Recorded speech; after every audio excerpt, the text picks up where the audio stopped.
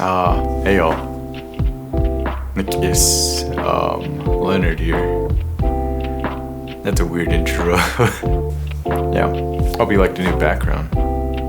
It's not really background, it's just kind of my desktop.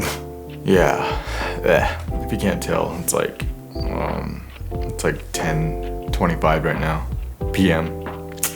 A little tired. I usually like to try to film at night. That's because the lighting is usually the best. Because when I film through the day, I try using this like box light, and then the daylight has that kind of warm tone, and it kind of ruins everything in terms of like what I was trying to like achieve the look for. Yeah, even now I think the light's kind of a bit too much. That's better. I like it.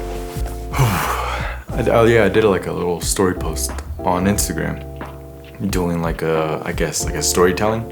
I was just telling how the Navajo language it can be funny sometimes. Not jokes, but like just thinking of situations. Here, let me show you. So one word I used was shijed, which means you set my heart on fire. And now to most of you, man, that sounds like, oh, that's sweet. But if you said that to probably an elder back then, you know, they'd be like, heartburn? What's wrong? Like, are you okay? Or like, your heart's on fire? What do you mean? That's because we don't really take any, as Navajos back then, we didn't really take anything, you know, figuratively or metaphorically, I guess that makes sense. So, I mean, everything we meant was literal. So try to imagine yourself in that sense, like back in the day, how would you express your love for someone? And you cannot say, I love you. Because in Navajo, we do not have a word like that.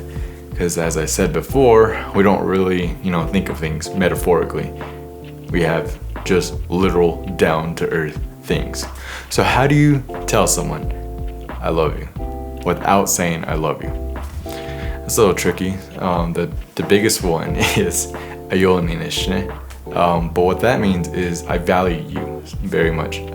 But not like the word value, it just means like you're important. We need you. Kind of like that kind of.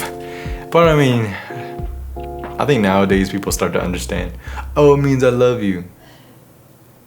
But yeah, no. It just says you're important to this group. That's all we need. That's what I'm thinking off of it. And so there's so many words out there. One of them was like, you make my heart slow down. That may sound heartwarming or whatever.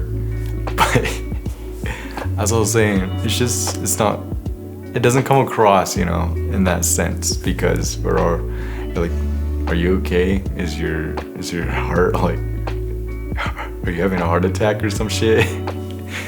Do I need to call the ambulance for you or something? Are you okay? Joel, it's like, wait, calm down. Whatever you're doing, stop it, quit it. It's just, that's the Navajo reaction. That's how we would respond to this. It's so funny. I love it. And this is why I like learning the language. It's so interesting that I can bring stories like this to you. I didn't even say these were real stories. I just brought up, you know, practical scenarios for these words. And I think that's important to really show, you know, the importance of how our language works. You hear it's descriptive, but what do you mean by descriptive or literal, you know? Well, those are some examples. So that's a challenge we always go through. One of them is literally says, you make my heart stop. That's like, you tell an elder that, you're like, hi? Like what? What's wrong with you? What's going on? Are you dead or like what? Oh my gosh. I just realized my camera I don't have my tripod on me, so I'm kind of just using like a stick on a pole with like a gobble. And so it's just like, my lens is like huge, and so it's just, well, I don't really know when I'd be posting this. Probably Valentine's Day. But in that case, well, I mean, yeah, it makes sense. Okay, Valentine's Day. Do I have a story for Valentine's Day? Alright, yes I do. The story goes, alright, think of little me, okay? I was in 6th grade, and I did not look the way I do now. Maybe. I had longer hair. For those who don't know, I had longer hair. I had a bun, like a Navajo bun. I don't know if you've seen those. And my hair used to be long. It used to touch the floor at one point. But that's besides the story. So just imagine, this is Bun Leonard, okay? And so In 6th grade, I transferred to a new school, and that school was called St. Michael's. And I didn't have any friends out there, and it was like a good 7 months into the school year, and that was around Valentine's Day. And you know how you get those those boxes from Walmart or Target, those like Valentine cards that you can give to all your classmates? Oh my gosh. You know those, I'm sure you've probably got your own kids at some point. But yes, and the one I got was a SpongeBob one, okay?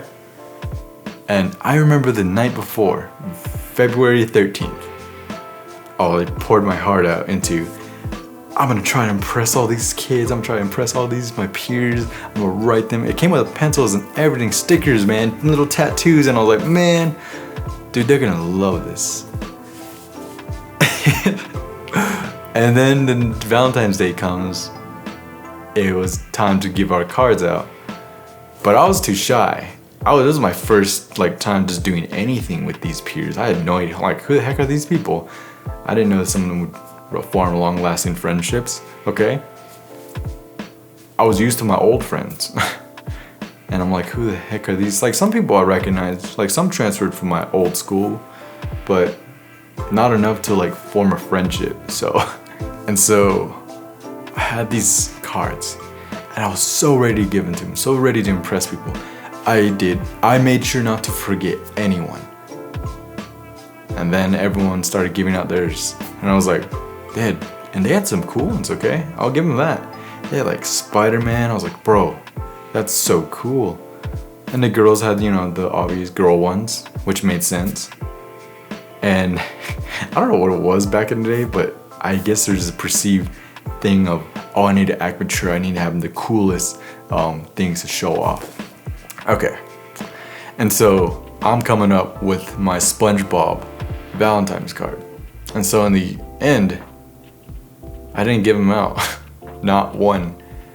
I kept them stuffed all in my bag. They were in Ziploc bags, mind you. I kept them just in there, and I was like, because I didn't know when to give them out without interrupting. And no one knows who I am. I'm like, who's this new kid on the block? And why is he giving SpongeBob cards? Because to me, SpongeBob was probably seen as childish and you need to grow up. But let's be fair, it's 6th grade, everyone's a kid. Quit trying to act cool, you're just a little kid. And I wish I knew that sooner rather than later, and regretting it and telling the story about it. And so yeah, I kept all those cards, all 28 of them. What did I do with them? I kept all the pencils, used them for school. Lost a couple. But yeah, put all that hard work in to just keep it. Because I'm too shy and embarrassed. So, don't be shy of your personality. I'm still seen as a SpongeBob guy. Yeah. So, that's one story I got. Yeah, that's from my grade school years. I'm talking like it's so long ago, and it was just in 2012, which is 10 years ago. That is a long time, actually. Oh my gosh, 10 years ago? What am I doing? I'm just telling you a story in front of my computer? Hi. I just feel like I wanted to have a nice one-on-one conversation. Nice video. I don't know, I just feel like talking about stories. That's what I feel like. I feel like a storyteller. I feel like in a mood to just tell you stories. And you're gonna listen. Or you can click off the video. I don't care. I just want it out there. Yeah, I just like doing these videos once in a while. Just a nice sit down, talk one-on-one. Because I have no one to talk to in terms of these nice stories. And they won't shut up. Alright, 무그싱. 저는 거네 도아. 아더 더 도야.